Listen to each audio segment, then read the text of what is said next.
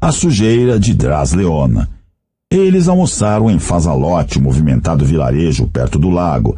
Era um lugar encantador, posicionado em uma elevação que dava vista para o espelho d'água. Enquanto comiam no salão da estalagem, Eragon prestou atenção no que as pessoas falavam e ficou satisfeito ao não ouvir nenhum boato sobre ele e Saphira. A trilha, agora uma estrada, piorou constantemente nos 2 dias anteriores. As rodas das carroças e os cascos ferrados contribuíram para destruir a pista, tornando muitos trechos intransponíveis. O aumento de viajantes forçou Saphira a se esconder de dia e depois alcançar Bronn e Eragon à noite. Durante dias eles continuaram em direção ao sul, acompanhando a vasta margem do lago Leona. Eragon começou a pensar se um dia conseguiriam contorná-lo e ficou muito satisfeito quando encontraram 2 homens que disseram que Dras Leona estava apenas um dia tranquilo de cavalgada à frente deles. Eragon acordou cedo na manhã seguinte.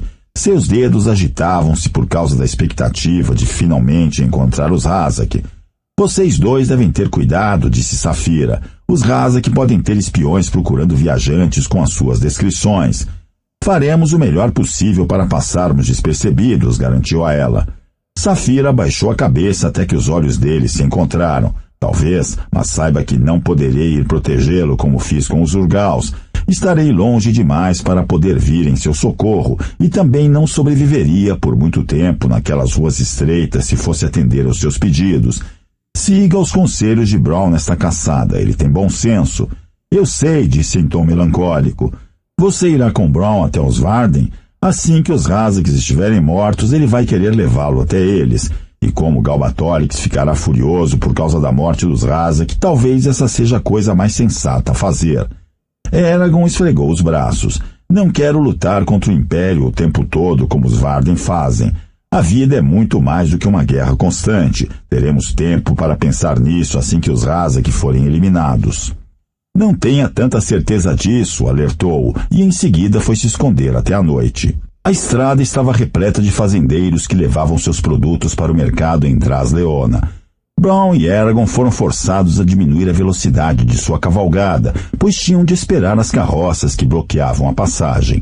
Embora tenham visto fumaça antes do meio-dia, ainda tiveram de percorrer mais uns 5 quilômetros até a cidade ficar claramente visível.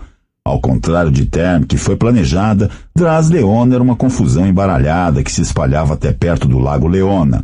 Construções caindo aos pedaços ladeavam ruas curvas, e o coração da cidade era cercado por uma parede amarelada, suja de lama.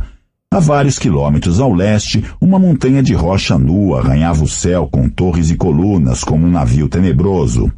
Suas laterais, quase verticais, erguiam-se do chão como um pedaço irregular do osso da terra. Bronn apontou. Aquilo é Helgrind, é o motivo pelo qual Dras Leona foi originalmente construída. As pessoas são fascinadas por aquilo, embora seja coisa doentia e maligna. Ele apontou para as construções dentro das muralhas da cidade. Devemos ir ao centro primeiro.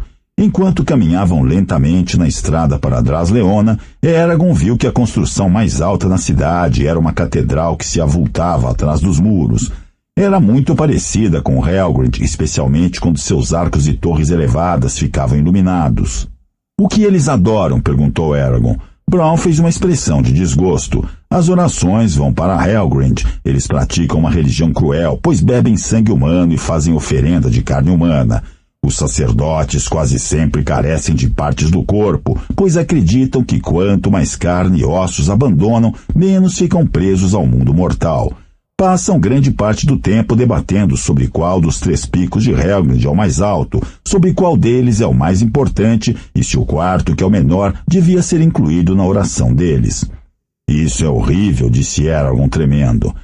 Concordou Bronn fechando o rosto, mas nunca diga isso a um dos seus seguidores. Logo você perderá uma de suas mãos como penitência. Nos enormes portões de Dras Leona guiavam seus cavalos no meio de uma multidão de pessoas. 10 soldados estavam posicionados em cada um dos lados dos portões, examinando o povo aleatoriamente. Eragon e Bronn entraram na cidade sem maiores incidentes. As casas dentro das muralhas da cidade eram altas e finas para compensar a falta de espaço. As mais próximas da muralha ficavam encostadas nela. A maioria das casas ficava em cima das ruas estreitas e sinuosas, encobrindo o céu, tornando difícil dizer se era noite ou dia. Quase todas as construções eram feitas com a mesma madeira marrom escura, o que escurecia a cidade ainda mais. O ar cheirava mal como esgoto, as ruas eram imundas. Um grupo de crianças maltrapilhas corria por entre as casas, brigando por causa de pedaços de pão. Mendigos deformados agachavam-se perto dos portões de entrada pedindo dinheiro. Seus clamores por auxílio pareciam um coro dos condenados. Não tratamos nem os animais desse jeito, pensou Eragon, de olhos bem abertos, com raiva. Eu não ficarei aqui, disse ele, revoltando-se com aquela visão. A situação melhora mais para o interior da cidade, afirmou Bronn. Agora precisamos encontrar uma estalagem e bolar uma estratégia. Drasleona pode ser um lugar perigoso até para os mais cautelosos. Não quero ficar nas ruas mais do que o necessário. Avançaram para dentro de Drasleona, deixando a sórdida entrada para trás.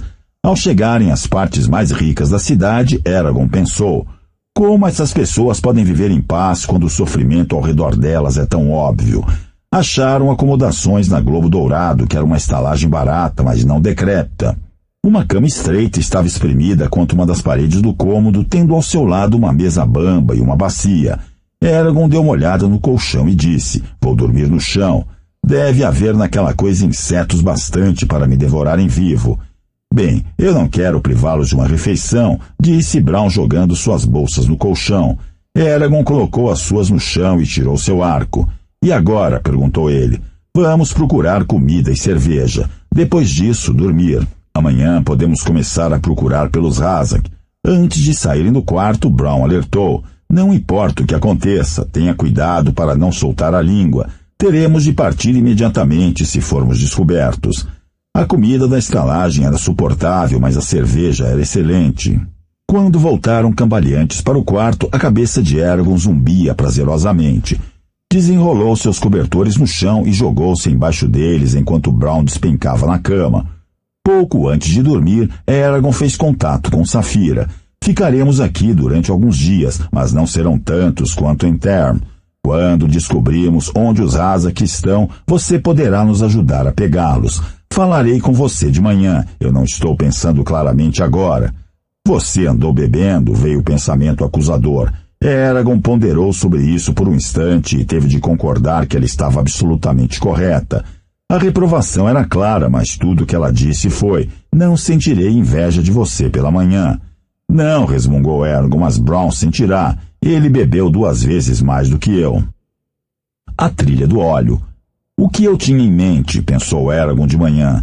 Sua cabeça latejava e sua língua estava áspera e grossa. Quando um rato passou correndo sob o piso, Eragon apertou os olhos por causa do barulho. Como você está se sentindo? Perguntou Saphira de forma convencida. Eragon a ignorou. Um instante depois, Bronn levantou-se da cama e resmungou. Mergulhou a cabeça na bacia cheia de água fria e saiu do quarto. Eragon o seguiu até o corredor. Aonde você vai? Perguntou ele. Vou me recuperar. Irei junto. No bar, Eragon descobriu que o método de recuperação de Bronn envolvia beber grandes quantidades de chá quente e água gelada e fazer tudo isso descer com conhaque. Quando voltaram para o quarto, Eragon sentiu que estava um pouco melhor. Bronn pôs a espada na cinta e alisou as partes amarrotadas do seu manto. Primeiro precisamos fazer algumas perguntas com discrição. Quero ver se o óleo de Sager foi entregue em Drasleona e qual foi o destino dele depois disso. Provavelmente soldados ou trabalhadores estiveram envolvidos no transporte do óleo. Precisamos achar esses homens e fazer que um deles fale. Saíram da Globo Dourado e procuraram pelos armazéns onde o óleo de Sager poderia ter sido entregue. Perto do centro de Drasleona, as ruas começaram a subir em direção a um palácio de granito polido. Ele foi construído em uma elevação, de modo que estava acima de todas as construções do local, com exceção da catedral. No pátio havia um mosaico de madrepérola e partes das paredes eram incrustadas com ouro. Havia estátuas negras nas alcovas, segurando bastões de incenso acesos em suas mãos frias. Soldados apostos a cada 4 metros observavam com atenção quem passava. Quem mora ali? Perguntou Eragon admirado. Marcus Tabor, governante desta cidade. Ele responde apenas ao rei e à sua própria consciência, que não tem estado muito ativa recentemente, respondeu Brown. Eles deram a volta no palácio, olhando para as casas gradeadas e enfeitadas que o cercavam. Ao meio-dia não tinham descoberto nada útil, então pararam para almoçar. Esta cidade é grande demais para investigarmos juntos, disse Brown. Você continuará sozinho. Encontre-me na Globo Dourado ao anoitecer. Ele olhou fixamente para Eragon debaixo de suas grossas sobrancelhas. Estou confiando que você não fará nenhuma burrice. Não farei, prometeu Eragon. Brown deu a ele algumas moedas e saiu andando na direção oposta. Durante o resto do dia, Eragon falou com comerciantes e trabalhadores, tentando ser o mais gentil e simpático que podia. Suas perguntas levaram-no de um extremo da cidade para o outro e vice-versa. Parecia que ninguém sabia nada sobre o óleo. Sempre aonde ia, a catedral olhava fixamente para ele. Era impossível escapar de suas torres altas. Finalmente achou um homem que tinha ajudado a embarcar o óleo de Seifer e se lembrou do armazém para onde aquilo foi levado. Eragon, animado, foi olhar o prédio e voltou para a estalagem. Mais de 1 hora se passou antes que Brown voltasse, caindo de cansaço. Você descobriu alguma coisa? Perguntou Eragon. Brown jogou para trás seus cabelos brancos. Ouvi várias coisas interessantes hoje, e uma delas é que Galbatorix visitará Dras Leona daqui a 1 semana. O quê? Admirou-se Eragon. Brown encostou-se na parede. As rugas em sua testa ficaram mais fundas. Parece que Tabor tomou liberdade demais ao usar o seu poder e Galbatorix resolveu vir aqui dar uma lição de humildade a ele. Será a primeira vez que o rei sairá de Urubaim em mais de 10 anos. Você acha que ele sabe alguma coisa sobre nós? Perguntou Eragon. É claro que ele sabe sobre nós, mas tenho certeza de que ninguém revelou a ele o lugar onde estamos. Se tivesse revelado, já estaríamos sob as garras dos Razak. Contudo, isso significa que seja lá o que faremos com os Razak deve ser feito antes de Galbatorix chegar. Queremos ficar o mais longe possível dele. A única coisa a nosso favor é a certeza de que os Razak estarem aqui preparando a visita dele. Quero pegar os Razak, afirmou Eragon apertando os punhos, mas não farei isso se tiver de lutar com o rei. Ele provavelmente me faria em pedaços. Aquilo pareceu agradar Brown. Muito bem, cautela, e você está certo, pois não teria a menor chance contra Galbatorix. Agora conte o que descobriu hoje. Talvez confirme o que ouvi. Eragon deu de ombros. A maior parte das coisas foi besteira, mas falei com um homem que sabia para onde o óleo havia sido levado. O lugar é um velho armazém. Além disso, eu não descobri nada mais útil. Meu dia foi um pouco mais produtivo do que o seu. Descobri a mesma coisa que você, então fui ao armazém e conversei com os trabalhadores. Não precisei falar muito para saber que os tonéis de óleo de Seifer são levados do armazém para o palácio. E depois disso voltou para cá, concluiu Eragon. Não, nada disso, não me interrompa. Depois fui ao palácio e consegui entrar no quarto dos empregados fingindo ser um bardo. Durante várias horas andei por lá distraindo as camareiras e outras pessoas com poemas e músicas sem deixar de fazer perguntas. Brown lentamente encheu seu cachimbo de fumo. As coisas que os empregados descobrem são incríveis. Você sabia que um dos condes tem 3 amantes e que todas vivem na mesma ala do palácio? Ele balançou a cabeça e acendeu o cachimbo. Além dessas curiosidades engraçadas, me disseram por acidente para onde o óleo é levado do palácio. E é para... Quis saber, Eragon impaciente. Brown tragou seu cachimbo e soltou um anel de fumaça. Para fora da cidade, é claro. Em toda a lua cheia, 2 escravos são enviados para a base de Elgrind com provisões para durar 1 mês. Sempre que o óleo de Seifer chega a Dras Leona, eles o enviam com provisões. Os escravos nunca mais são vistos. E a única vez em que alguém o seguiu, essa pessoa também desapareceu. Pensei que os cavaleiros tinham acabado com a escravidão, disse Eragon. Infelizmente, isso voltou a ser praticado no reinado deste rei. Então os Razak estão em Helgrind, arriscou Eragon pensando na montanha de pedra, lá ou em algum lugar próximo. Se eles estiverem em Helgrind, estarão abaixo, protegidos por paredes e portas grossas de pedra, ou no alto, onde só as suas montarias aladas ou safira podem chegar. Seja em cima ou embaixo, o esconderijo deles sem dúvida estará camuflado. Ele parou para pensar por um momento. Se Safira e eu voarmos em volta de Helgrind, é certo que os Razak nos verão, sem falar em todas as pessoas de Dras Leona. Isso é um problema, concordou Brown. Eragon fez uma cara feia. E se tomarmos o lugar daqueles 2 escravos? A lua cheia não está longe, e isso nos daria oportunidade perfeita de chegar perto dos Razak. Bron puxava sua barba pensativo. E isso será muito arriscado. Se os escravos são mortos à distância, estaremos encrencados. Não poderemos ferir os Razak se não pudermos vê-los. E não sabemos se os escravos são mortos, destacou Eragon. Tenho certeza de que são, disse Bron com uma expressão séria no rosto. Então os olhos dele brilharam e soltou outro anel de fumaça. Ainda assim é uma ideia tentadora. Se deixarmos a Safira escondida por perto e... A voz dele sumiu. Pode dar certo, mas teremos de agir rápido. Com o rei chegando, não temos muito tempo. Vamos até Helgrind para examinar o lugar. É melhor ver o local de dia para não sermos surpreendidos em nenhuma emboscada. Bron apontou para o seu cajado. Isso pode ser feito depois. Amanhã voltarei ao palácio e verei como poderemos substituir os escravos. Mas tenho de tomar cuidado para não levantar suspeitas. Eu poderia ser descoberto facilmente por espiões e cortesões que sabem sobre os Razak. Não acredito que nós os encontramos, disse Eragon baixinho. Uma imagem do seu tio morto e da fazenda queimada passou pela sua cabeça. Ele fechou a boca com força. A parte mais difícil ainda está por vir, mas sim, fizemos progresso, afirmou Bron. Se a sorte nos sorrir, logo você terá sua vingança e os Varden estarão livres de um inimigo perigoso. O que acontecerá depois disso dependerá de você. Eragon abriu sua mente e, contente, contou tudo a Safira. Achamos o esconderijo dos Razak. Onde? Ele explicou rapidamente o que haviam descoberto. Helgrind, meditou ela, é um lugar perfeito para eles. Eragon concordou. Quando acabarmos o que temos para fazer aqui, talvez pudéssemos visitar Carvajal. O que você quer? Perguntou ela, ficando amarga de repente. Voltar para sua vida antiga? Você sabe que isso não acontecerá, então pare de ficar desejando isso. Em certo momento terá de decidir que partido tomar. Você se esconderá pelo resto da vida ou ajudará os Varden. São as únicas opções que lhe restam, a não ser que se una a Galbatorix, o que eu nunca aceitaria. Gentilmente ele disse, se devo escolher, entregarei meu destino aos Varden, como você sabe muito bem. Mas às vezes você precisa se ouvir falando isso. Ela o deixou para meditar sobre suas palavras. Fim do CD MP3-1.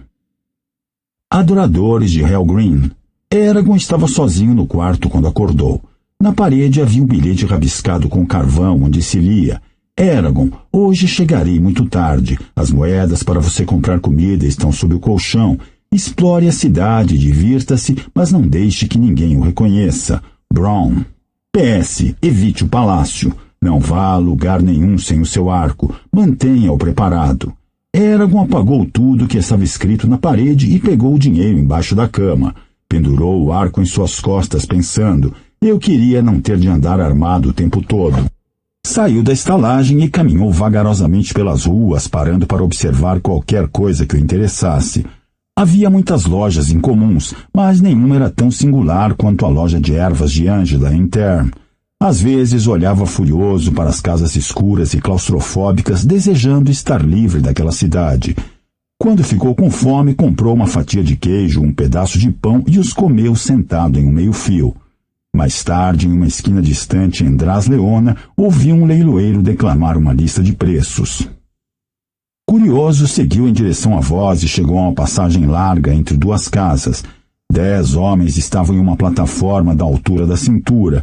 Enfileirada na frente deles, havia uma multidão bem vestida, que também era colorida e barulhenta. O que será que está à venda? Pensou Eragon. O leiloeiro terminou a sua lista e fez um gesto para que um jovem atrás da plataforma se juntasse a ele. O rapaz subiu desengonçado, havia correntes em suas mãos e pés. Eis aqui o nosso primeiro item, proclamou o leiloeiro. Um jovem saudável do deserto de Hadarak, recém-capturado no mês passado e em excelente estado. Olhem para estes braços e pernas. Ele é forte como um touro. Daria um perfeito escudeiro, mas se vocês não confiam nele o suficiente para fazer isso, dê-lhe um trabalho pesado. Mas permitam-me dizer, damas e cavaleiros, isso seria um desperdício. Ele é muito inteligente, isto é, se conseguirmos fazer com que ele fale uma língua civilizada. A multidão riu e Eragon rangeu os dentes com raiva. Seus lábios começaram a formar uma palavra que poderia libertar o escravo e seu braço, que tinha se livrado recentemente da tala, se ergueu. A marca na palma da mão dele brilhou. Estava prestes a liberar a magia quando lhe ocorreu de repente: ele nunca escapará. O escravo seria preso antes que chegasse às muralhas da cidade. Eragon só pioraria a situação se tentasse ajudar. Abaixou o braço e xingou baixinho: pense, foi assim que você se encrencou com os Urgaus. Sem poder fazer nada, viu o escravo ser vendido para um homem alto com nariz de papagaio. O próximo item era uma escrava, uma menina que não devia ter mais de 6 anos de idade, que foi arrancada dos braços de sua mãe chorosa. Quando o leiloeiro começou a ouvir as ofertas, Eragon forjou a si mesmo a ir para longe dali, tenso por causa da raiva e daquele ultraje. Foi preciso caminhar várias quadras até que o choro deixasse de ser ouvido. Queria ver um ladrão tentar roubar a minha saca agora, pensou ele, fechando a carranca, quase desejando que aquilo acontecesse mesmo. Frustrado, socou uma parede próxima, ferindo seus dedos. Este é o tipo de coisa que posso evitar ao lutar contra o Império, percebeu ele. Com Saphira ao meu lado, eu poderia libertar aqueles escravos. Fui agraciado com poderes especiais. Seria um egoísmo não usá-los para o bem dos outros. Se eu não fizer isso, talvez não seja mesmo um cavaleiro. Demorou um pouco até que percebesse onde estava e ficou surpreso ao se ver na frente da catedral. Suas torres retorcidas eram cobertas de estátuas e ornamentos em forma de arabescos. Gárgulas de aparência zangada agachavam-se ao longo da calha. Bestas fantásticas retorciam nas paredes e heróis reis marchavam por sua extensão inferior, congelados no mármore frio. Arcos reforçados e vitrais altos pontilhavam as laterais da catedral, junto com colunas de tamanhos diversos. Uma torre solitária protegia a construção como um mastro. Recuada nas sombras na frente da catedral, havia uma porta de ferro incrustada com uma carreira de escritos prateados. Eragon reconheceu-os como sendo da língua antiga. Esforçando-se ao máximo, ele leu: que tu que entras aqui possas entender a tua efemeridade e que possas esquecer tuas ligações ao que te é caro. Toda a construção fez um frio correr na espinha de Eragon. Havia algo ameaçador nela, como se fosse um predador agachado na cidade, esperando pela próxima vítima. Uma larga escadaria levava até a entrada da catedral. Eragon subiu-a de modo bem sério e parou perante a porta. Será que posso entrar? Com a consciência pesada, empurrou a porta. Ela abriu-se suavemente, deslizando em suas dobradiças lubrificadas. Deu um passo e entrou. O silêncio de uma tumba abandonada enchia a catedral vazia. O ar era frio e seco. Paredes nuas estendiam-se até o teto abobadado, que era tão alto que Eragon não se sentia maior do que uma formiga. Vitrais retratando cenas de raiva, ódio e remorso pontilhavam as paredes, enquanto raios espectrais de luz banhavam bancos de granitos com cores transparentes, deixando todo o resto nas sombras. As mãos dele estavam sombreadas por um azul profundo. Entre as janelas estavam estátuas com olhos petrificados e pálidos. Retribuiu seus olhares sérios e lentamente avançou pelo corredor principal, temendo quebrar o silêncio. Suas botas de couro caminhavam silenciosamente sobre o piso de pedra polida. O altar era uma grande laje de pedra desprovido de qualquer adorno. Um feixe de luz solitário caía sobre ele, iluminando partículas de poeira douradas que flutuavam no ar. Atrás do altar, os tubos de um órgão perfuravam o teto e abriam-se para os elementos. O instrumento só tocava sua música quando uma tempestade invadia Dras-Leona. Por respeito, Eragon ajoelhou-se perante o altar e curvou a cabeça. Ele não rezou, mas demonstrou admiração pela catedral em si. Os sofrimentos das vidas que ela já havia testemunhado, como também o desgosto dos elaborados cerimoniais desenrolados entre suas paredes, emanavam das pedras.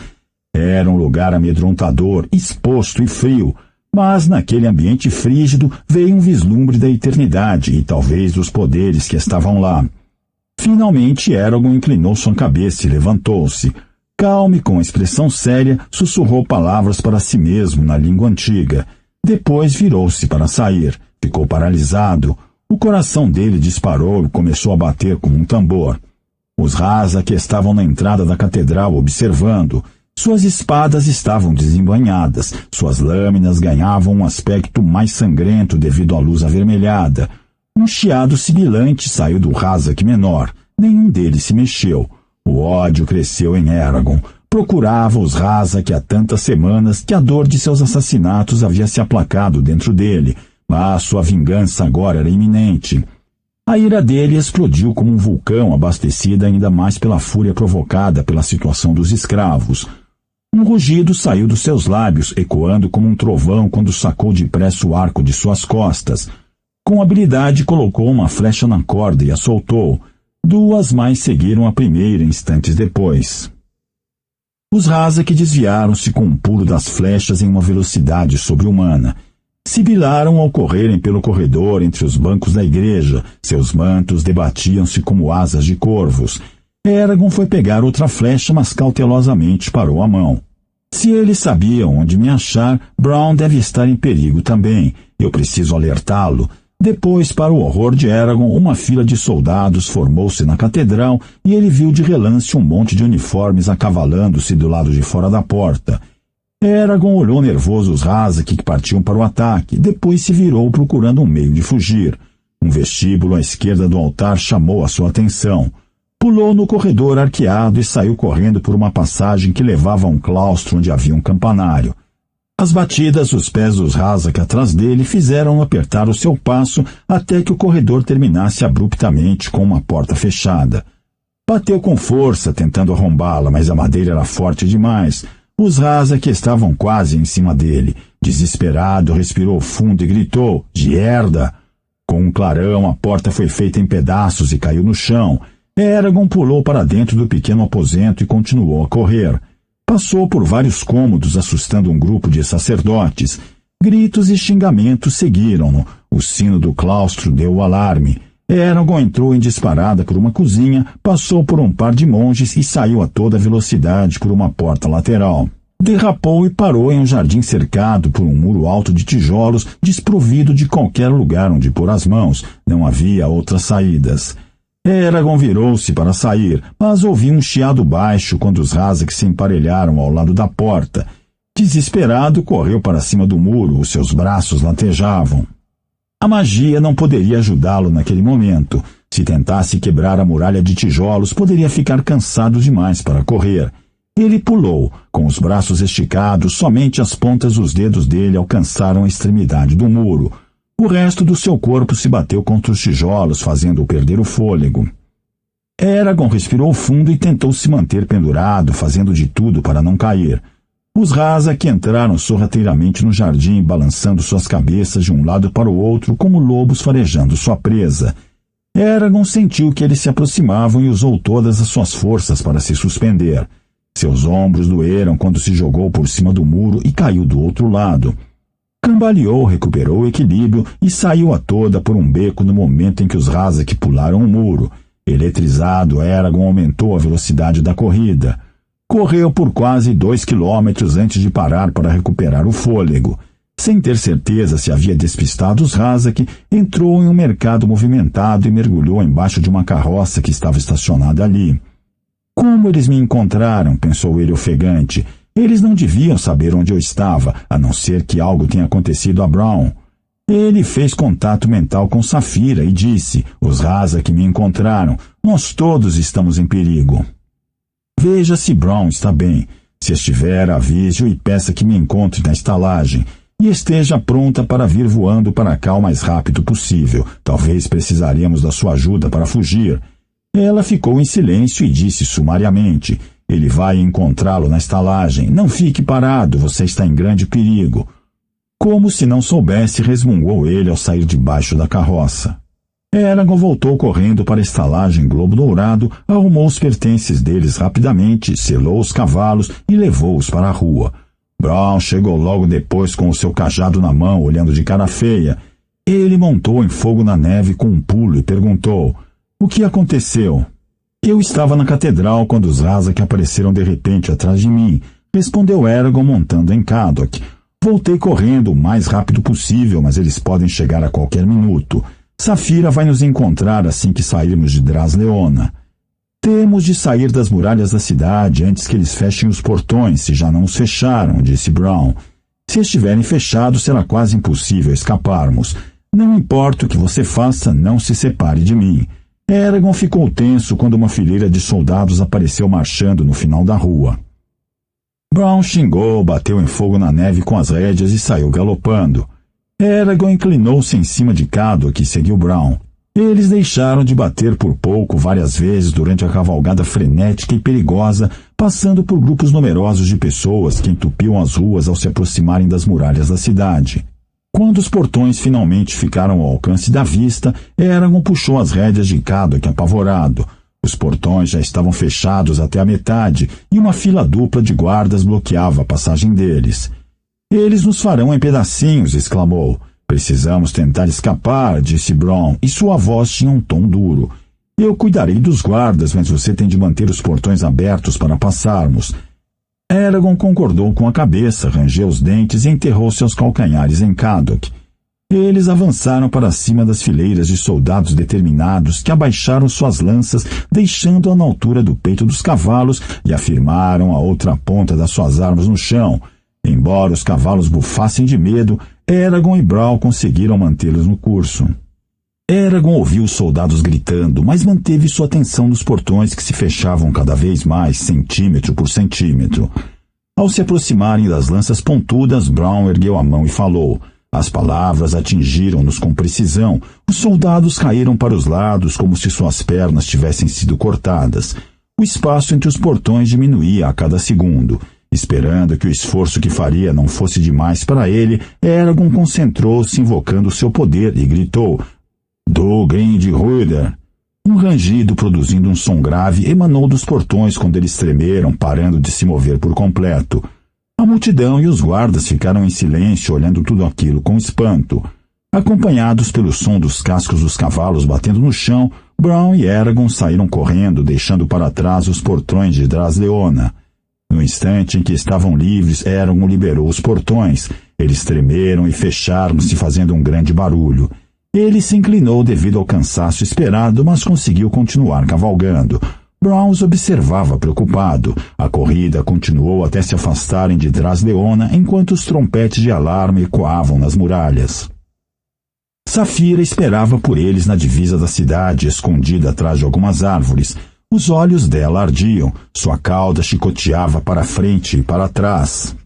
«Vá, monte nela», disse Bronn, «e desta vez fique no ar, não importa o que aconteça comigo. Eu irei para o sul. Voe perto de mim, não me importa se Saphira for vista».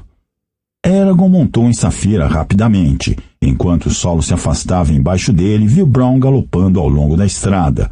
«Você está bem?» perguntou Saphira. «Estou», respondeu Eragon, «mas só porque tivemos muita sorte». Uma baforada de fumaça saiu das narinas dela. «Todo o tempo que gastamos procurando os Rasa-que foi inútil». «Eu sei», disse ele, deixando sua cabeça cair em cima de suas escamas. «Se os Rasa-que fossem os únicos inimigos na catedral, eu teria ficado e lutado, mas com todos aqueles soldados ao lado deles eu não teria a menor chance. Agora você sabe que todos falarão de nós». Essa foi uma fuga nem um pouco discreta. Evitar o Império agora será mais difícil do que nunca. Havia um tom de nervosismo em sua voz ao qual ele não estava acostumado. «Eu sei». Voaram baixo e depressa sobre a estrada. O lago Leona perdeu-se na distância. A terra tornou-se árida e rochosa, repleta de arbustos ressecados e espinhosos e de altos cactos. Nuvens escureciam o céu. Relâmpagos brilhavam ao longe. Quando o vento começou a uivar, Saphira mergulhou de repente em direção a Bronn. Ele parou os cavalos e perguntou: «O que há de errado? O vento está forte demais». «Não está tão ruim assim», retrucou Bronn. «O problema é lá em cima», disse Eragon apontando para o céu. Bronn xingou e passou para ele as rédeas de Caddoc. Eles continuaram cavalgando, com Saphira seguindo-os a pé, embora ela tivesse dificuldade de acompanhar os cavalos. O vento ficou mais forte, jogando terra para o alto e girando em um ritmo frenético. Enrolaram cachecóis em volta da cabeça para proteger os olhos. O manto de Bronn batia ao sabor do vento, enquanto sua barba chicoteava no ar como se tivesse vida própria. Embora não fosse agradável para eles, Eragon esperava que chovesse para que seus rastros fossem apagados. Logo a escuridão forçou-os a parar. Só com as estrelas para guiá-los, saíram da estrada e montaram um acampamento entre duas grandes pedras. Era perigoso demais acender uma fogueira, então tiveram de comer comida fria enquanto Safira os protegia do vento. Depois de um parco jantar, Eragon perguntou de repente: como eles nos acharam? Bronn começou a acender o seu cachimbo, mas pensou 2 vezes e o deixou de lado. Um dos servos do palácio me alertou que havia espiões entre eles. De algum modo, boatos sobre mim e as minhas perguntas devem ter chegado a Tabor, e através deles até os Hazak. Não podemos voltar a Drasdeona, não é? Perguntou Eragon. Bronn sacudiu a cabeça. Só daqui a alguns anos. Eragon apoiou a cabeça entre suas mãos. Então devemos esquecer os Hazak? Se deixarmos que Safira seja vista, eles irão correndo aonde quer que ela esteja. E quando eles fizerem isso, haverá 50 soldados com eles, disse Bronn. De qualquer maneira, esta não é a hora ideal para falarmos sobre isso. Agora devemos nos concentrar em continuarmos vivos. Hoje o perigo será maior, pois os Hazak estarão nos caçando no escuro, que é a hora em que eles são mais fortes. Teremos de nos revezar vigiando até de manhã. Certo, disse Eragon, ficando em pé. Ele hesitou e apertou os olhos, que captaram um movimento sutil. Uma pequena mancha colorida se destacou da paisagem noturna que o cercava. Deu um passo em direção ao limite do acampamento, tentando enxergar melhor. O que foi? Perguntou Bronn enquanto desenrolava suas cobertas. Eragon olhou fixamente para dentro da escuridão e voltou. Não sei, eu acho que vi alguma coisa, deve ter sido um pássaro. Uma dor aguda brotou de sua nuca e Safira rugiu. Depois Eragon caiu inconsciente no chão. A vingança dos Hazak. Um latejar dolorido acordou Eragon. Sempre que o sangue pulsava em sua cabeça, surgiu uma nova onda de dor. Fez força para abrir os olhos e apertou-os. Lágrimas encheram-nos quando olhou diretamente para uma lanterna brilhante. Piscou e desviou o olhar. Quando tentou se sentar, percebeu que suas mãos estavam amarradas por trás de suas costas. Virou-se de modo letárgico e viu os braços de Bronn. Eragon ficou aliviado ao ver que eles estavam amarrados juntos. Por que fizeram isso? Esforçou-se para imaginar até que um pensamento subitamente lhe ocorreu. Eles não amarrariam um homem morto, mas quem eram eles? Virou a cabeça ainda mais e parou quando um par de botas pretas entrou em seu campo de visão. Eragon olhou para cima, diretamente para o rosto encapuzado de um Hazak. O medo percorreu as suas veias.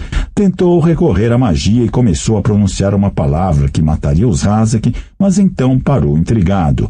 Eragon não conseguia se lembrar da palavra. Frustrado, tentou de novo, só para senti-la ficar longe do seu domínio.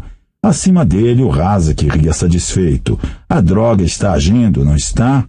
Acho que você não nos incomodará mais. Havia um chacoalhar à esquerda e Eragon ficou horrorizado ao ver o segundo Hazak colocar uma focinheira em Safira. Suas asas estavam presas ao lado do corpo por correntes negras. Havia grilhões em suas patas. Eragon tentou contatá-la, mas não sentiu nada. Ela começou a cooperar bastante quando ameaçamos matar você, disse o Hazak sibilando. Agachado perto da lanterna, ele remexia as bolsas de Eragon, examinando e rejeitando vários itens até encontrar Zarok. Mas que coisa linda para alguém tão insignificante. Acho que vou guardá-la. Ele inclinou-se para mais perto dele e olhou com desprezo. Ou talvez, se você se comportar, nosso mestre vai deixar você lustrá-la. O hálito molhado tinha cheiro de carne podre. Então virou a espada em suas mãos e deu um grito agudo quando viu o símbolo na bainha. Seu amigo aproximou-se correndo. Ficaram parados na frente da espada, sibilando e soltando pequenos estalos. Finalmente eles se viraram para Eragon. Você servirá muito bem ao nosso mestre, com certeza. Eragon forçou sua língua grossa a formar algumas palavras. Se eu fizer isso, eu matarei vocês. Eles sorriram friamente. Oh, não, somos valiosos demais. Mas você é dispensável. O rugido baixo saiu de Safira, um pouco da fumaça subiu de suas narinas. Parecia que os Hazak não se importavam com aquilo. A atenção deles foi desviada quando Bronn gemeu e rolou para o lado. Um dos Hazak agarrou a camisa dele e levantou sem fazer muita força para o alto. Está passando. Dê mais a ele. Vamos matá-lo, disse o Hazak mais baixo. Ele já nos causou muita dor. O mais alto correu os dedos pela espada. É um bom plano, mas lembre que as instruções do rei foram para capturá-los vivos. Podemos dizer que ele morreu quando foi capturado. E quanto a este aqui? Perguntou Razak apontando a espada para Eragon. E se ele falar? Seu companheiro riu e sacou uma adaga assustadora. Ele não ousaria. Houve um longo silêncio e um deles disse, concordo. Arrastaram Bronn para o centro do acampamento e jogaram-no de jeito que ficasse ajoelhado. Bronn caiu para um lado. Eragon via aquilo tudo com um medo que não parava de aumentar. Eu preciso me libertar. Ele forçava as cordas, mas eram fortes demais para serem arrebentadas. Agora não, disse o Razak mais alto, cutucando com a espada. Ele levantou o nariz para o alto e farejou o ar. Parecia que algo o incomodava. O outro Razak rosnou, puxou a cabeça de Bronn para trás e levou a adaga na direção da garganta exposta do ancião. Naquele momento, um zumbido baixo foi ouvido, seguido por um uivo do Razak. Uma flecha atravessou o ombro dele. O Razak mais próximo de Eragon caiu no chão, quase não conseguindo se desviar da segunda flecha. Correu rapidamente em direção ao seu companheiro ferido e olharam fixamente para a escuridão, sibilando raivosamente. Não fizeram nenhum movimento para deter Bronn, que se colocava em pé cambaleante. Abaixe-se, berrou Eragon. Bronn cambaleou e foi em direção a Eragon. Conforme mais flechas estavam zumbindo no acampamento, vindas de agressores invisíveis, os Razak rolaram, escondendo-se atrás de grandes pedras. Houve uma calmaria, depois flechas vieram da direção oposta. Pegos de surpresa, os Razak reagiram lentamente. Seus mantos estavam furados em vários pontos e uma flecha quebrada foi fincada no braço de um deles. Com um grito selvagem, o Razak menor fugiu para a estrada, chutando o lado do corpo de Eragon violentamente quando passou. Seu companheiro hesitou, depois pegou a adaga do chão e foi correndo atrás. Quando ia saindo do acampamento, jogou a faca na direção de Eragon. A luz estranha de repente surgiu nos olhos de Bronn. Jogou-se na frente de Eragon, sua boca estava aberta em um murmúrio sem som. A adaga o atingiu, provocando um baque seco, e ele caiu pesadamente em cima de seu ombro. A cabeça dele repousou como se estivesse sem vida. Não, gritou Eragon, embora estivesse se contorcendo de dor. Ouviu seus passos, seus olhos fecharam-se e não soube de mais nada. Murtagh. Durante um longo tempo, Eragon só conseguia notar a dor aguda no lado de seu corpo. Doía cada vez que ele respirava. Parecia que quem tinha sido apunhalado era ele e não Bronn. Sua noção de tempo estava distorcida. Era difícil dizer se semanas haviam se passado ou se apenas poucos minutos. Quando finalmente recobrou a consciência, abriu os olhos e olhou curiosamente para um acampamento a alguns metros de distância. Suas mãos ainda estavam amarradas, mas o efeito da droga devia ter passado, pois ele podia pensar com clareza novamente. Saphira, você está ferida? Não, mas você e Bronn estão. Ela estava curvada em cima de Eragon, suas asas estavam abertas de modo protetor de cada lado. Saphira, você não acendeu aquele fogo, não é? E você também não poderia ter se livrado daquelas correntes sozinha. Não, foi o que pensei. Eragon fez um esforço para ficar de joelhos e viu um jovem sentado do outro lado da fogueira. O estranho, vestido com roupas surradas, tinha uma expressão calma e segura. Em suas mãos estava um arco e na sua cintura pendia uma longa espada medieval. Um chifre branco com enfeites de prata repousava no colo dele e o punho de uma adaga saía de sua bota. Seu rosto sério e seus olhos ardentes eram emoldurados por cachos de cabelos castanhos. Ele parecia ser um pouco mais velho do que Eragon e talvez alguns centímetros mais alto. Atrás deles estava preso um cavalo de batalha cinzento. O estranho olhava Saphira com cautela. «Quem é você?» perguntou Eragon com a respiração curta. As mãos do homem apertaram o arco com mais força. Murtagh. A voz dele era baixa e controlada, mas curiosamente emotiva. Eragon passou suas mãos por baixo das pernas para que ficassem na sua frente. Rangeu os dentes quando sentiu uma dor aguda no lado de seu corpo. «Por que você nos ajudou?» «Vocês não são os únicos inimigos que os Razak têm. Eu estava atrás deles.» «Você sabe quem eles são?» «Sei.» Eragon concentrou-se nas cordas que prendiam seus punhos e recorreu à magia. Hesitou, consciente de que os olhos de Murtagh estavam em cima dele, depois concluiu que isso não tinha mais a menor importância. «Gerda», disse ele com um gemido. As cordas se arrebentaram nos pulsos dele. Ele esfregou as mãos para fazer o sangue voltar a correr. Murtagh suspirou espantado. Eragon apoiou-se e tentou ficar em pé, mas suas costelas ardiam de dor. caiu para trás, arfando entre seus dentes cerrados. Murtag tentou ajudá-lo, mas Safira parou com um rosnado. Eu poderia ter ajudado você há muito mais tempo, mas seu dragão não deixou. Ela é fêmea e seu nome é Safira, disse Eragon entre os dentes. Agora deixe-o passar, eu não posso fazer isso sozinho. Além do mais, ele salvou nossas vidas. Safira rosnou de novo, mas fechou as asas e afastou-se. Murtag olhou para ela sem rodeios quando começou a andar para frente. Segurou o braço de Eragon, colocando-o de pé gentilmente. Eragon gemeu de dor e teria caído se não tivesse apoio. Eles foram até a fogueira onde Bronn estava deitado de barriga para cima. Como ele está? Indagou Eragon. Mal, respondeu Murtag, abaixando-se até o chão. A faca entrou bem no meio das costelas. Você poderá ver como ele está em 1 minuto, pois agora devemos ver os danos que os Razak fizeram em você. Ele ajudou Eragon a tirar a camisa e depois assoviou. Aí, Eragon concordou francamente. Ai, Eragon concordou fracamente. Um grande hematoma se estendia pelo lado esquerdo do corpo dele. A pele estava vermelha, inchada e rachada em vários pontos. Murtag pôs a mão em cima da ferida e apertou levemente. Eragon gritou e Safira rosnou, dando um aviso. Murtag olhou de relance para Safira quando foi pegar um cobertor. Acho que você está com algumas costelas quebradas. É difícil de dizer, mas são pelo menos 2. Talvez mais. Você tem sorte de não estar cuspindo sangue. Rasgou o cobertor em várias faixas e enrolou o peito de Eragon. Eragon voltou a vestir a camisa. Tenho sorte. Inspirou uma pequena quantidade de ar, andou de lado até Bronn e viu que Murtag tinha cortado o lado do manto dele para pôr um curativo na ferida. Com dedos trêmulos retirou as bandagens. Eu não faria isso, alertou Murtag. Ele pode sangrar até morrer se não ficar com elas. Eragon ignorou e tirou os panos que enrolavam o corpo de Bronn. O ferimento era pequeno e fino, camuflando sua profundidade. O sangue jorrava. Como ele havia aprendido quando Geralt foi ferido, uma lesão provocada pelos Razak demorava a sarar. Tirou as luvas enquanto revirava sua mente de modo frenético em busca das palavras de cura que Bronn havia lhe ensinado.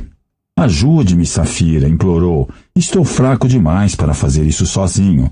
Safira agachou-se ao lado dele, fixando seu olhar em Bronn. Estou aqui, Eragon. Quando a mente dela se juntou à dele, uma força revigorante entrou em seu corpo. Eragon fez uso do poder combinado dos dois e concentrou-se nas palavras. A mão dele tremia enquanto a mantinha parada sobre a ferida. Wise Hell, disse. A palma da mão brilhou e a pele de Bronn voltou a ficar normal, como se nunca tivesse sido cortada. Murtag assistiu ao processo inteiro. Tudo acabou rapidamente. Enquanto a luz desaparecia, Eragon sentou-se sentindo-se mal. Nós nunca fizemos isso antes, disse ele. Safira concordou com a cabeça. Juntos podemos realizar encantos que estão muito acima da nossa capacidade individual. Murtag examinou o lado do corpo de Bronn e perguntou, ele está completamente curado? Eu só posso curar o que está na superfície. Eu não tenho conhecimento bastante para consertar o que esteja errado por dentro.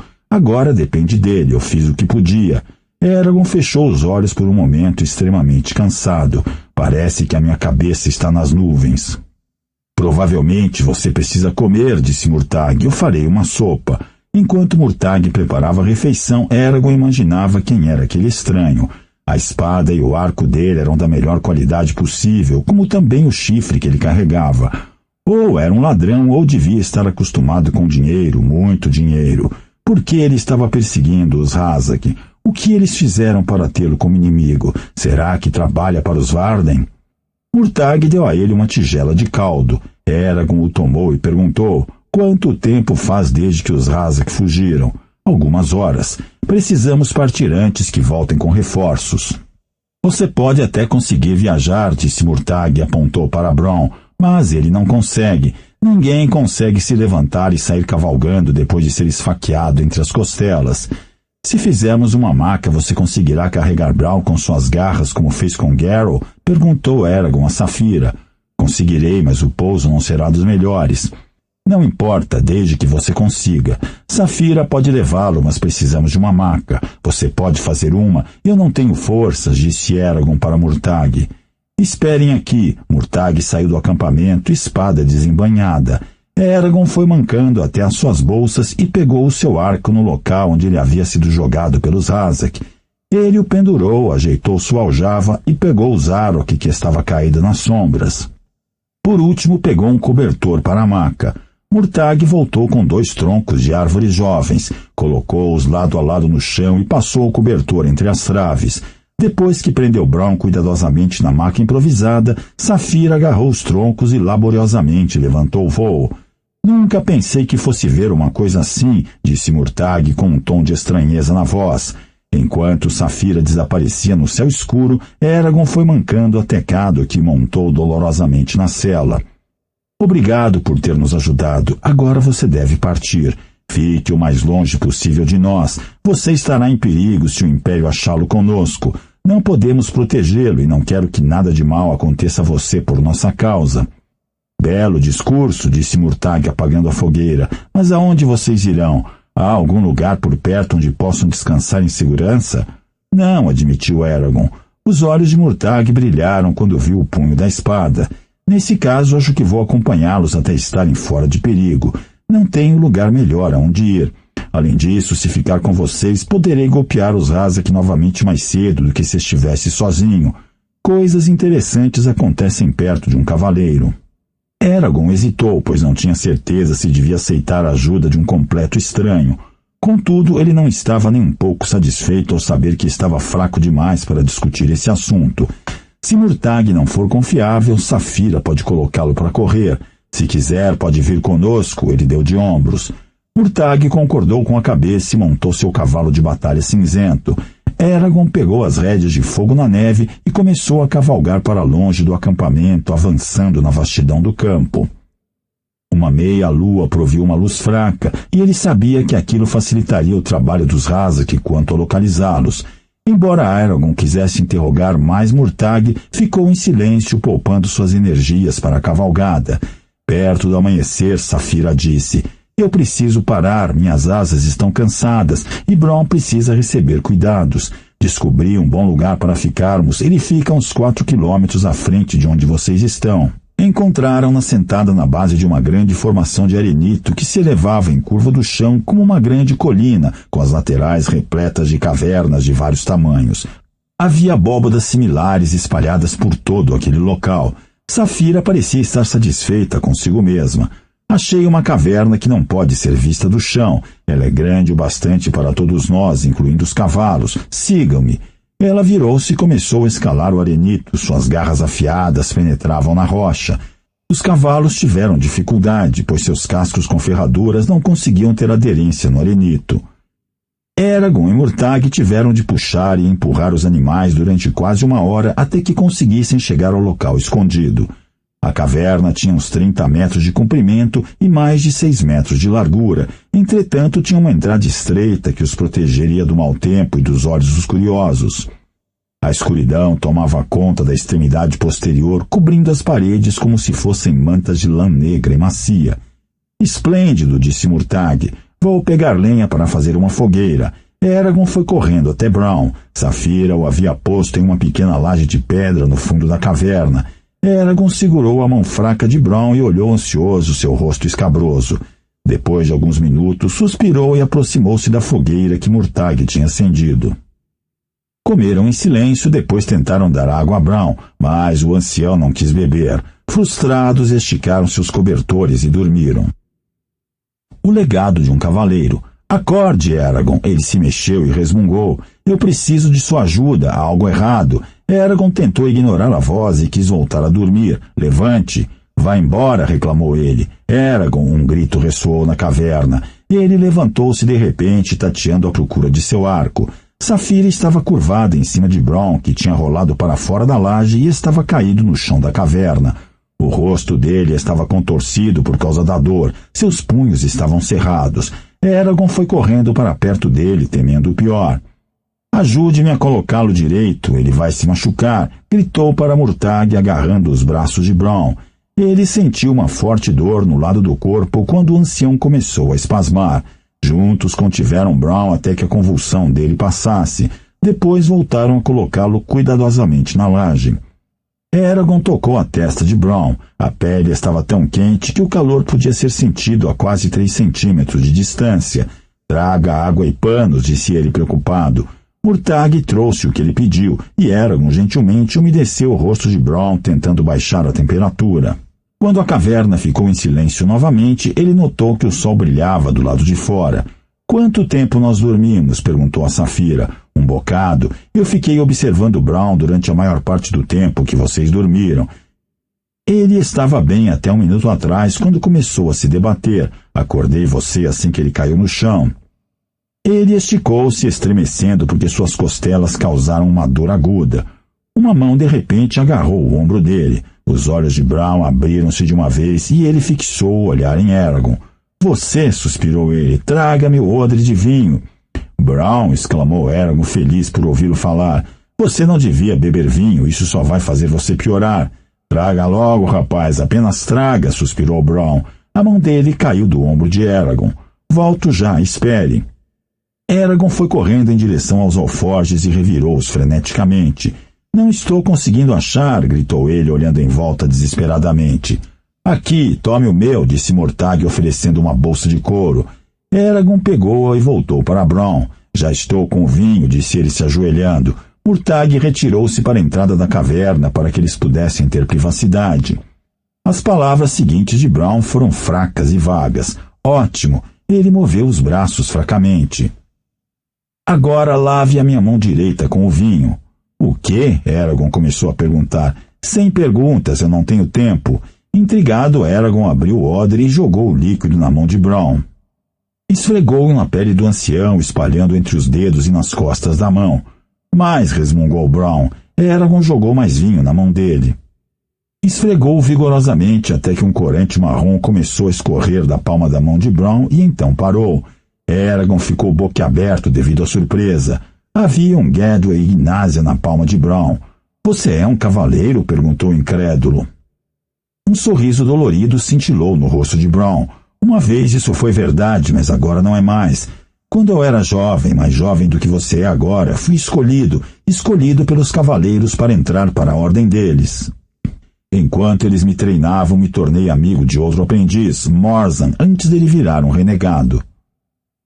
Eragon suspirou, pois isso havia acontecido há mais de 100 anos. Mas depois ele nos traiu com Galbatorix, e na luta em Dorohariaba, a cidade de Vroengard, meu jovem dragão foi morto. Também era uma fêmea, e o nome dela era Saphira. "Por que você não me contou isso antes?" perguntou Eragon docemente. Bronn riu. "Porque não havia necessidade." Ele parou. A respiração estava pesada e suas mãos cerradas. "Eu sou velho, Eragon, muito velho. Embora meu dragão tenha sido morto, minha vida estendeu-se mais do que a da maioria das pessoas. Você não sabe como é chegar à minha idade, olhar para trás e perceber que não se lembra de muita coisa que passou, e depois olhar para frente e saber que ainda lhe restam tantos anos. Depois de todo esse tempo, eu ainda choro a perda da minha Saphira e odeio o Galbatorix pelo que ele tirou de mim." Seus olhos febris perfuraram Eragon quando ele disse furiosamente: "Não deixe que isso aconteça com você. Não deixe. Guarde Saphira com a sua vida, pois sem ela a vida não vale ser vivida." "Você não devia falar desse jeito. Nada vai acontecer com ela", disse Eragon preocupado. Bronn virou sua cabeça para o lado. "Talvez eu esteja divagando." O olhar dele passou cegamente por Murtagh e depois se concentrou em Eragon. A voz de Bronn ficou mais forte. "Eragon, eu não vou durar muito tempo. Esta é uma ferida fatal e ela está drenando as minhas forças. Eu não tenho energia para combatê-la. Antes que eu parta, você quer a minha bênção?" "Tudo vai acabar bem", disse Eragon com as lágrimas nos olhos. "Você não precisa fazer isso." "As coisas são assim. Eu devo. Você quer a minha bênção?" Eragon abaixou a cabeça e fez um sinal de aceitação sobrepujado. Bronn encostou uma mão trêmula na testa do rapaz. "Então eu a dou. Que os anos vindouros tragam-lhe muitas felicidades." Ele fez um gesto para Eragon chegar mais perto. Muito silenciosamente sussurrou 7 palavras da língua antiga e depois, ainda mais baixo, disse ao rapaz o que elas significavam. "Isso é tudo que eu posso dar a você. Use-a somente em grande necessidade." Bronn cegamente virou os olhos para o teto e agora murmurou: "Para a maior aventura de todas." Chorando, Eragon segurou a mão dele, confortando-o da melhor maneira que podia. Sua vigília era resoluta e constante, não foi interrompida nem para comer ou beber. Conforme as horas passavam, uma palidez cinzenta avançava lentamente sobre o corpo de Bronn. Os olhos dele escureciam devagar. Suas mãos foram ficando geladas e o ar em volta dele ganhou uma aparência sombria. Sem poder fazer nada para ajudar, Eragon podia apenas ficar olhando a lesão produzida pelos Razak cobrando seu preço. A noite estava no começo e as sombras compridas quando o corpo de Bronn de repente ficou rígido. Eragon chamou o nome dele e gritou pedindo ajuda de Murtagh, mas eles não podiam fazer mais nada. Enquanto um silêncio sombrio sufocava a caverna, Bronn fixou seus olhos firmemente nos de Eragon. Depois a satisfação encheu o rosto do ancião e um leve sussurro escapou de seus lábios. E foi assim que Bronn, o contador de histórias, morreu. Com os dedos trêmulos, Eragon fechou os olhos de Bronn e pôs-se de pé. Saphira ergueu a cabeça atrás dele e rosnou de modo pesaroso para o alto, demonstrando seu lamento. As lágrimas rolavam no rosto de Eragon ao mesmo tempo em que uma sensação horrível de perda tomava conta dele. Com muito esforço, ele disse: "Nós temos de enterrá-lo. Podemos ser vistos", alertou Murtagh. "Eu não me importo." Murtagh hesitou, mas depois carregou o corpo de Bronn para fora da caverna junto com a espada e o cajado dele. Saphira o seguiu. "Para o topo", disse Eragon duramente, apontando para o cume da colina de Erenito. "Mas não podemos cavar na pedra sólida", protestou Murtagh. "Eu posso." Eragon subiu até o cume liso, fazendo um grande esforço por causa de suas costelas. Lá Murtagh deitou Bronn na pedra. Eragon enxugou os olhos e fixou seu olhar na pedra de Erenito. Enquanto fazia gestos com uma das mãos, ele disse: "Moinstern." A pedra formou pequenas ondas. Ela se mexia como água, formando uma depressão do comprimento de um corpo no topo da colina. Moldando o arenito como barro molhado, ele levantou paredes que chegavam à altura da cintura em volta da cova. Colocaram Bronn dentro do cofre de arenito inacabado, juntamente com o seu cajado e sua espada. Dando um passo para trás, novamente Eragon deu forma à pedra usando magia. Ela se fundiu sobre o rosto imóvel de Bronn e fluiu para cima, formando um pináculo lapidado. Como tributo final, Eragon escreveu runas na pedra. "Aqui jaz Bronn, que era um dos cavaleiros de dragões, e como um pai para mim, que seu nome vive em glória." Depois abaixou a cabeça e chorou copiosamente.